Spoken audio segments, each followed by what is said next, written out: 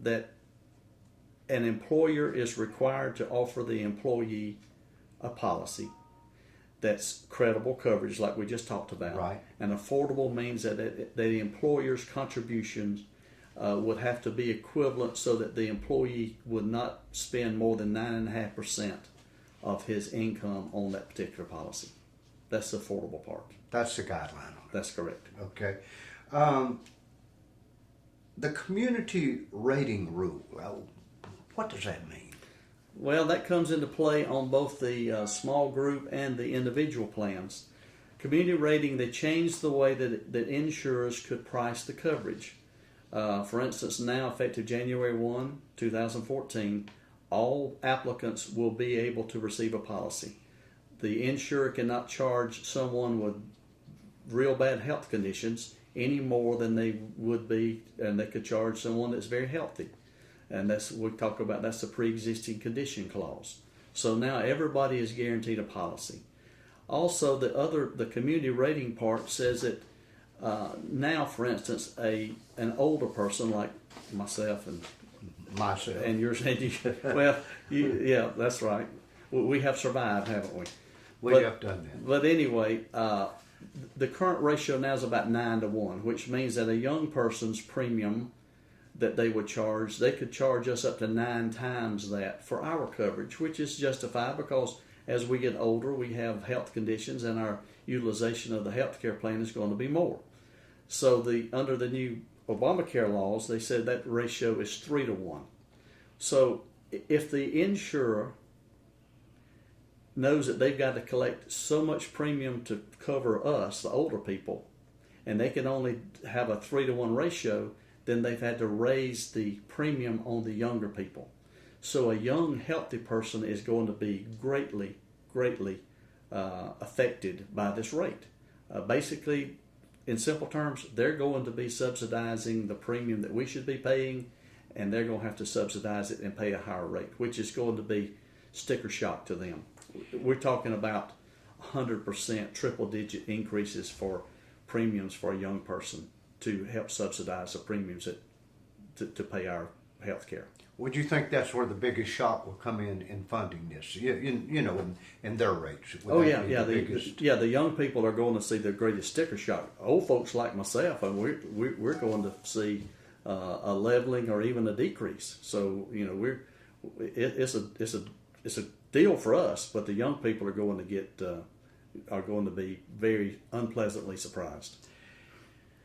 We've talked about so many things about this health care.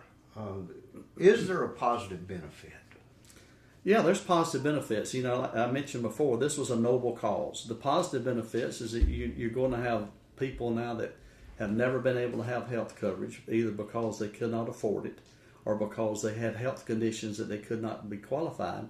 They're going to be able to buy a policy, and that is a healthy situation and a positive situation. You're going to have people that have been working for employers for 20 or 30 years that had health conditions that couldn't leave that employer because they had to keep their benefits, because if they left, they would not be able to get a policy. Now they'll be able to get one. So there's a lot of positive things about it. The government just went at it in a wrong way. They for every positive that we see, we can bring up about 5 or 6 negatives if we look at it closely. Could we safely say that it's just not balanced the way it should be balanced? No, it's not balanced at all. For instance, if that employee at an employer can't afford coverage and he opts out and then he goes to the marketplace, he's not eligible for subsidy anymore. So if you got an employee that normally could have gotten the subsidy and paid $1,000 a year for premium, but because his employer was forced to offer him coverage and then he opted out, now he and his family would have to pay $15,000 toward that premium. That's not right, and that thought process was not handled properly. But unfortunately, that's the law, and that's what we have to live with right now. We have, in our country, across the country, we have had some people that's never had health insurance, and they've kind of been under the radar. Mm-hmm. With this system in place, is it going to be hard for these people to stay under the radar? Is there a point where these folks, because this is required, mm-hmm. is there a point that most of these folks that thinks that they can, that they think they can totally opt out, is that going to be where they can do that, or is the system in such a way that all these people will be found and detected? People that are filing income tax returns can't escape the system. IRS, they've hired 15,000 new agents to monitor this particular law. If you file an income tax return, you will be required to show proof of coverage. If you do not have proof of coverage, you will be fined. First year, it's $95 for an adult, or 1% of your income, whichever is greater. People keep saying, well, it's $95. They quit mentioning the other percentage, and that's the greatest. Next year, that fine goes up to, or 2% of the income, and in the next 3 to 4 years, that fine could be between $2,000 and $3,000 if you do not buy coverage. So we need to make sure that we come in under the umbrella. Is that what you're saying? Well, everybody needs to look at the program. Hopefully, your employer will continue to offer coverage. We see that that's probably the place where your coverage is going to be the most affordable, and we absolutely will have the best benefits in your employer's plans. This is another benefit, but this is designed for people that do not have coverage, that cannot afford coverage. Again, it's going to be a limited network. It's going to be limited in some coverages, limited in the number of providers that you can go to, but it beats not having insurance, and so that's where this comes into play. One of the biggest complaints, and we've been running a number across the screen as you and I talk, and that's where they can call and get some great information. One of the biggest complaints was some of the government numbers, that's been clogged, they couldn't get through, whatever. Mm-hmm. But you'll have someone manning those phones so these folks can get some good, hard, solid information. What they will do, they call the number, 888-386-5773. We will find where they are, and we will direct them, the closest agent to them, to give them a call and set up an appointment or talk to them about their questions and their needs. And folks, if you're at home and you're listening to this, I've spoke to Gary off camera, and Gary's trying to take the monster out of this thing so that y'all can have good, hard, solid information so you can make some good, serious decisions here and get in the right spot with this thing. It is here. It's happening. Gary, don't you think so? I mean, it's not going away next week. It's the law of the land. It's not going away next week. We have no idea when, where, what, or how it changes.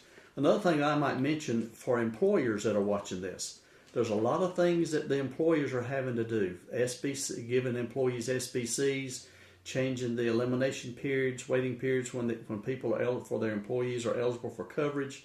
There's a lot of things that employers need to know, and we were able to help them also. If your agent or your broker has not given you this information or brought you this information or has not talked to you about communicating these benefits to your employees, call us. We handle employers, we handle employees, we handle individual policies all the way up to employers that has thousands of employees. We can help you with this. We have the electronic tools for communication. We have electronic tools for your HR department, and we can make sure that you're in compliance with all these particular rules that we're having to go through right now. Well, Gary, I want to thank you for taking a moment out of a busy day to go through this fairly lengthy. We spent about 25 minutes on it, but the facts are, and this is what we need to tell people, don't be afraid of it. Embrace it. Move forward. Go to someone that has the hard information and that will share it with you, and let's get on with this thing. What do you think, Eric? That's what we got to do. Okay, well, thank you so much. And folks, if you'll call the number on the screen, I've known Gary ever since he was a kid. And I'm telling you, he's got it together, and his folks have got it together.